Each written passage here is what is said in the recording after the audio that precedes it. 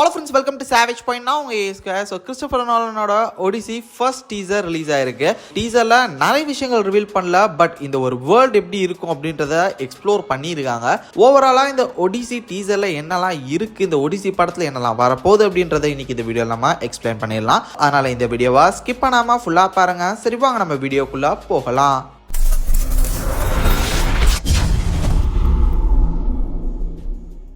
Actually Odissi அப்படின்ற இந்த ஒரு கதையை பற்றி தெரியாதவங்களுக்கு ஒரு சின்ன ஒரு ஷார்ட் அண்ட் ஸ்வீட்டாக இந்த ஒரு கதை என்னன்றதை சொல்கிறேன். அப்போ தான் இந்த டீசரில் இருக்க விஷயங்களை சொல்லி உங்களை புரிய வைக்க முடியும். ஒடிசியஸ்ன்னு சொல்லக்கூடிய ஒருத்தர் ட்ரோஜன் வாருக்காக அவர் தன்னோட ஊர், தன்னோட குழந்தை, ஒய்ஃபு எல்லாத்தையும் விட்டுட்டு அந்த ஒரு போருக்கு போகிறாரு. போயிட்டு அங்கே கஷ்டப்பட்டு ஜெயிச்சிடவும் செஞ்சிடறாரு. ஜெயிச்சதுக்கு அப்புறம் தன்னோட ஊருக்கு திரும்பி வர்றதுக்கு 20 வருஷம் ஆயிடுது.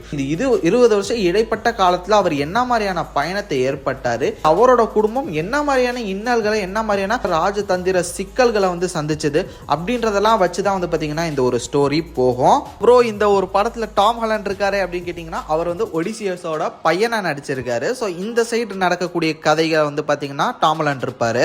ஃபர்ஸ்ட் டீசர் ஸ்டார்டிங்லேயே பாத்தீங்கன்னா நிறைய சோல்ஜர்ஸ் இறந்துருக்காங்க. அவங்களோட அந்த ஒரு சமாதி மேல அவங்களோட ஆர்மர்ஸ் வச்சிருக்கக்கூடிய மாதிரியான விஷயங்கள் தான். ஆக்சுவலா பாத்தீங்கன்னா ட்ரோஜன் வார்க்கு விருப்பமே இல்லாம, வேற வழி இல்லாம ஒடிசியஸ் போயிருப்பாரு. சோ அத பாத்தீங்கன்னா இனிஷியல் ஷாட்ஸ்லயே காமிச்சிருப்பாங்க. அதாவது எதிர் சண்டைக்கு கூப்பிடுற மன்னன் பாத்தீங்கன்னா அவரை பிளாக்மெயில் பண்ணி அவரை விருப்பம் இல்லாம இந்த ஒரு போருக்குள்ள கொண்டு வந்திருப்பாங்க. இவருமே பாத்தீங்கன்னா வெள்ளக்கோடி காட்டி சமாதானம் பண்ற மாதிரி போய் ஃபைனலி இவருமே ஒரு சில தந்திரங்கள் மூலமா பாத்தீங்கன்னா ட்ரோஜன் வார்ல இவர் ஜெயிச்சிருப்பாரு. ஜெயிச்சு வந்ததுக்கு அப்புறம் அவங்களோட ஊருக்கு போறதுக்காக அவரோட சோல்ஜர்ஸ் எல்லாரோட சேர்ந்து அந்த கப்பல்ல வந்துட்டு இருக்கும்போது பாத்தீங்கன்னா கடலோட பெரிய அலை, ஒரு சூறாவளினால ஒரு தீவுல போய் இறங்கிடுவாங்க. இவங்களுக்கும் பசி இது மாதிரியான காரணத்தினால பாத்தீங்கன்னா சாப்பிடறதுக்கு ஏதாவது கிடைக்குமான்னு சொல்லிட்டு போவாங்க குகைகளுக்கு. இதெல்லாம் பாத்தீங்கன்னா அந்த டீசர்ல வரும். அவங்க கப்பல்ல போவாங்க, சூறாவளி காத்து வரும், வேற ஒரு தீவுக்கு போவாங்க, அங்க ஒரு குகைக்குள்ள போவாங்க.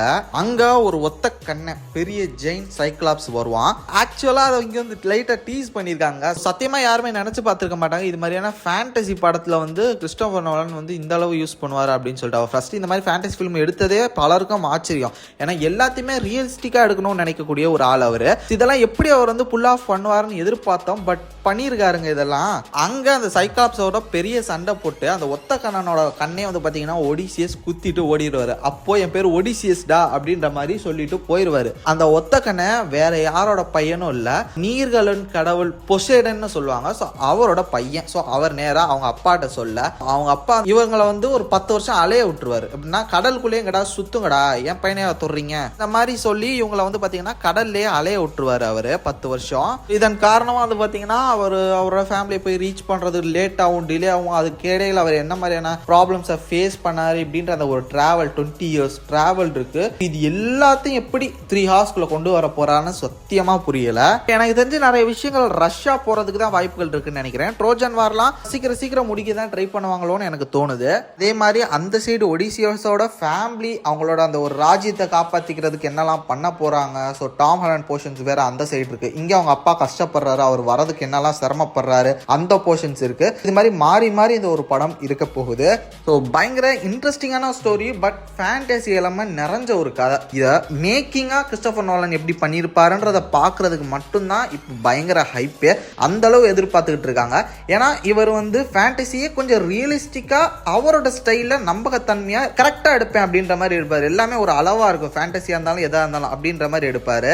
இது என்னோட பர்சனல் தாட்ஸ் அண்ட் வியூஸ். தென் இந்த ட்ரெய்லர்ல நான் நோட்டீஸ் பண்ண விஷயங்களை இன்னைக்கு இந்த வீடியோல நான் பிரேக் டவுன் பண்ணிருக்கேன். ஒருவேளை நான் மிஸ் பண்ண விஷயங்கள் ஏதாவது இருந்ததுன்னா அது என்னன்றதை மறக்காம கமெண்ட் செக்ஷன்ல டைம் ஸ்டாப்போட மென்ஷன் பண்ணுங்க, நான் பார்த்து தெரிஞ்சுக்கிறேன். சரி ஓகே ஃப்ரெண்ட்ஸ், இதே மாதிரி தொடர்ந்து நிறைய இன்ட்ரெஸ்டிங்கான வீடியோஸ் பார்க்கறதுக்கு மறக்காம நம்ம சேவேஜ் பாயிண்ட் சேனலை சப்ஸ்கிரைப் பண்ணி அந்த பெல் ஐகானை பிரஸ் பண்ணிக்கோங்க. அடுத்த ஒரு இன்ட்ரெஸ்டிங்கான வீடியோல நாளைக்கு மீட் பண்றேன். அதுவரையும் tata bye, take care from A square.